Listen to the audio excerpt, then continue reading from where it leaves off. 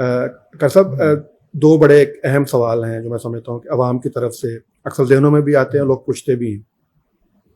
پہلا سوال یہ ہے کہ وہ حفاظ جنہوں نے قرآن کو حفظ کر لیا ہے وہ کس طرح قرآن کو یاد رکھیں.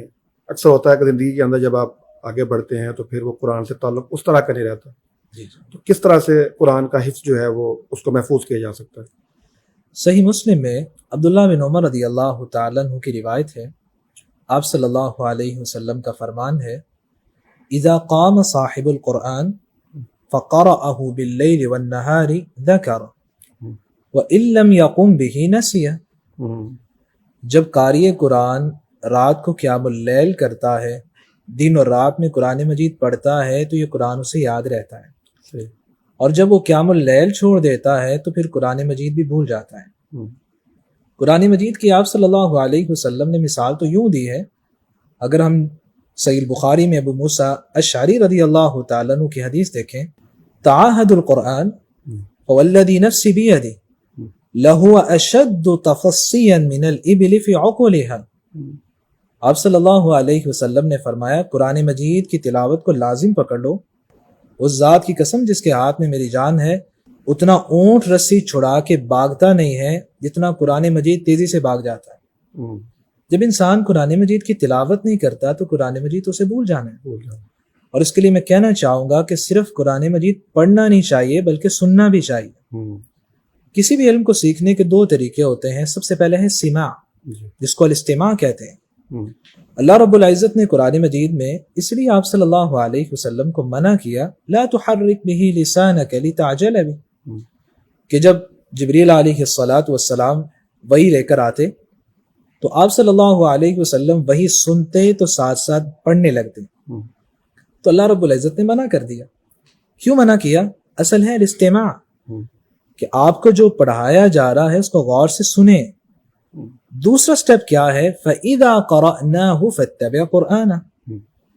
جب جبریل امین علیہ السلام پڑھ لیں تو پھر آپ پڑھیں. ہم کیا کرتے ہیں؟ قرآن مجید کو زیادہ پڑھتے ہیں لیکن زیادہ سنتے نہیں. ہمیں سننا بھی چاہیے. اچھا، کیا مشورہ دیتے ہیں کہ کس قاری کی آواز میں سنا جائے قرآن؟ مختلف تلاوتیں ہیں دنیا کے اندر جن کو سنا جا سکتا ہے، لیکن شیخ صدیق منشاوی رحمۃ اللہ علیہ ان کی تلاوت بہت مشہور ہے. اسی طرح اور بھی کبار مشائخ ہیں، شیخ مشاری حفظہ اللہ ورعاہ ہیں، ان کی تلاوت کو سنا جائے اور کاپی کیا جائے. اور اس کا فائدہ کیا ہوگا کہ آپ کو تجوید کے اندر مہارت پیدا ہو جائے گی. ہم جب اپنی انداز اور اپنی لب و لہجہ میں پڑھ رہے ہوتے ہیں تو پھر یعلمون اور تعلمون رہ جاتا ہے، قرآن باقی نہیں رہتا. میرا اگلا سوال بھی یہی تھا کہ اگر کوئی شخص جو ہے وہ یہ خواہش رکھے کہ میں قرآن کو جو ہے تجوید سے پڑھوں یا اس طرح خوبصورت انداز میں پڑھوں کہ جس طرح ہمارے قاری حضرات پڑھتے ہیں، تو اگر اتنا وقت نہ ہو کہ میں کہیں جا کے باقاعدہ اس کی تعلیم حاصل کروں تجوید کی، اس کے لیے کیا نسخہ ہو سکتا ہے کہ وہ ہم بھی اس طرح خوبصورت قرآن پڑھنا شروع کر دیں؟ شیخ خلیل حسری رحمۃ اللہ علیہ کا قرآن مجید اس وقت یوٹیوب کے اندر موجود ہے. جی، ہم یوٹیوب سے بہت زیادہ فائدہ اٹھاتے ہیں، وہاں قرآن کے لیے بھی ہمیں فائدہ اٹھانا چاہیے. ہم ان کی تلاوت کو سنیں، اور پورا پارا نہیں بھی سن پا رہے تو ہمیں ایک ربع سن لینا چاہیے اور اسی کے مطابق پھر پڑھنا چاہیے. لیکن یاد رکھیے جب تک آپ قرآن مجید پڑھتے رہتے ہیں قرآن یاد رہتا ہے، جب چھوڑ دیں گے تو پھر قرآن مجید بھول جائے. اور آپ صلی اللہ علیہ وسلم نے کتنی واضح بات ارشاد فرما دی وَإِن لَّمْ يَقُمْ بِهِ نَسِيَ. جب قاری قرآن قیام اللیل نہیں کرتا تو قرآن مجید اسے بھول جائے گا. اور آپ نے تھوڑا سا دیکھا بھی ہوگا، ایک ہم ویسے قرآن مجید پڑھیں اور ایک ہم قیام اللیل میں پڑھیں، اس کی ایک لہر ہی اور ہوتی ہے، اس کا ایک سرور اور لذت اور مٹھاس ہی اور ہوتی ہے. بہت خوش اسلوبی سے پڑھا جا رہا ہوتا ہے. تو میں کہنا چاہوں گا جتنے بھی اہل قرآن ہیں ان کو تہجد کی نماز پڑھنی چاہیے، چاہے ایک ربع ہی پڑھیں، ضرور پڑھیں. سب آج کل حج کا موسم ہے، حجاج کرام اللہ کے گھر کی زیارت کے لیے جا رہے ہیں، انشاءاللہ حج ادا کریں گے. آپ کو بھی اتفاق ہوا حج کرنے کا، تو کیا تجربہ تھا، کیسا مشاہدہ تھا حج کا؟ الحمدللہ اللہ کی توفیق سے بہت مرتبہ اللہ رب العزت نے بیت اللہ کی زیارت نصیب فرمائی، اور یہ واقعی اللہ کا بلاوا ہوتا ہے، جس کو مل جاتا ہے اس کے لیے سعادت ہو جاتی ہے.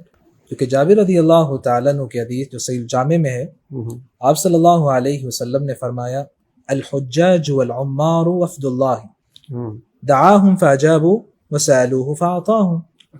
یہ حاجی اور یہ عمرہ کرنے والے جو ہیں یہ اللہ کا وفد ہیں، اللہ کے بلائے ہوئے لوگ ہوتے ہیں، صحیح، اللہ نے بلایا تو یہ آ جاتے ہیں، پھر جو مانگتے ہیں اللہ عطا بھی کرتے ہیں۔ سبحان اللہ، سبحان 2016 میں سب سے پہلے میں نے عمرہ کیا، جی، اس کے بعد اللہ رب العزت نے ہر سال بلکہ سال میں کئی بار عمرے کی سعادت نصیب فرمائی، سبحان اور میں اسے سمجھتا ہوں کہ یہ 2 آیات کی پابندی ہے اللہ، جو دور طالب علمی کے اندر ہمارے ایک شیخ ہیں انہوں نے مجھے بتائی تھی، اچھا، اور میں ناظرین کے گوشے گزار بھی کرنا چاہوں گا۔ ہم، وہ کہا کرتے تھے کہ جو تشہد میں جب ساری دعائیں پڑھ لے تو اس کے بعد ان 2 دعاؤں کو پڑھ لیتا ہے، اللہ اسے ضرور بار بار عمرے کی توفیق دیتے ہیں، ہم، اور اس وقت کوئی دعا مانگی بھی جا سکتی ہے، جس طرح کہ صحیح بخاری میں نبی اکرم صلی اللہ علیہ وسلم کا فرمان ہے ثم لیتخیر من الدعاء اعجبہ الیہ فیدعو، ہم، جب تشہد کی ساری دعائیں پڑھ لیں جو پھر جو دل میں آئے تم مانگ سکتے ہو۔ صحیح، تو وہ کہا کرتے تھے کہ ان 2 آیتوں کو لازم کر لو کہ ہر فرضی اور نفلی نماز میں پڑھنا۔ ہم، پہلی آیت مبارکہ سورۃ البقرہ میں ہے وَأَرِنَا مَنَاسِكَنَا وَتُبْ عَلَيْنَا إِنَّكَ أَنْتَ التَّوَّابُ الرَّحِيمُ، ہم، اور دوسری آیت کریمہ سورۃ توبہ میں ہے وَقَالُوا حَسْبُنَا اللَّهُ سَيُؤْتِينَا اللَّهُ مِنْ فَضْلِهِ وَرَسُولُهُ إِنَّا إِلَى اللَّهِ رَاغِبُونَ۔ اللہ کی رحمت اور عطا کے بعد واقعی جب سے ان 2 آیتوں کا ورد اور تشہد کی حالت میں پڑھنا شروع کیا ہے، اللہ نے ہر سال بھی بلایا ہے اور سال میں بھی کئی بار بلایا ہے۔ یہ تو بڑا آپ نے نسخہ بتا دیا ہے، بس اللہ کرے اب انشاءاللہ تعالی ہم بھی پڑھیں گے، بلکہ ہم ناظرین سے بھی کہیں گے کہ آپ بھی پڑھیں انشاءاللہ، اللہ تعالیٰ اس کی برکت سے جو ہے وہ ہمیں بھی یہ توفیق عطا فرمائے گا۔